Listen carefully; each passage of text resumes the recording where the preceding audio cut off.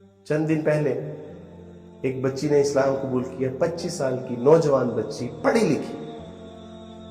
جب میں نے اس کی ڈگریز دیکھی تو میں نے کہا کہ عبد الوارث تو نے کیا پڑھا ہے؟ یہ پڑھی لکھی ہے۔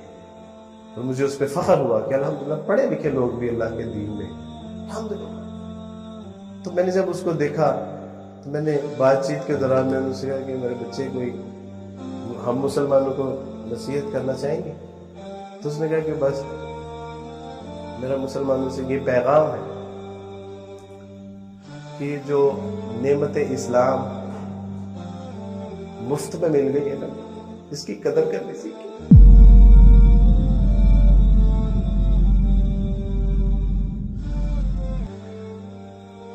کہنے لگی کہ میں نے جب اسلام قبول کیا تھا میں کتنے عرصے سے چھپ چھپ کے نمازیں پڑھ رہی ہوں۔ میں دعا کرتی تھی کہ اللہ گھر میں کوئی نہ ہو جب اذان ہو تاکہ میں فوراً نماز پڑھ لوں۔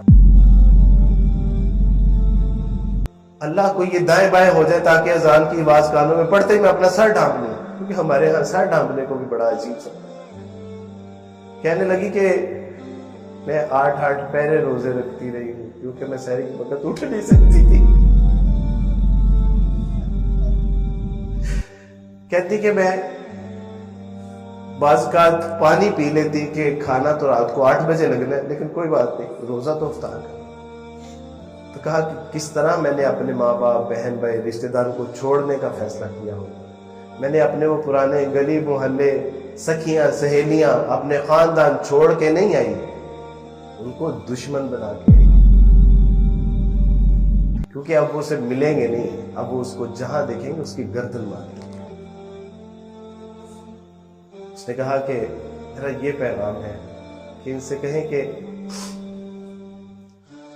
یہ جو مفت میں دین ملا ہے نا، بس اس کی قدر کر لیں۔ اور وہ بچی کا جنازہ بھی اس کے گھر میں نہیں جا سکتا،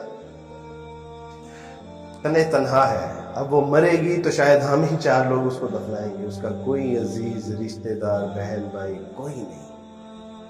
تو اس نے کہا کہ میرا یہ پیغام پہنچائیے گا۔ اللہ سبحانہ و تعالی ہمیں اس نعمت اسلام کی ویسی قدر کرنے کی توفیق عطا فرما دے جیسی قدر کرنے کا حق ہے۔ وآخر دعوانا ان الحمدللہ۔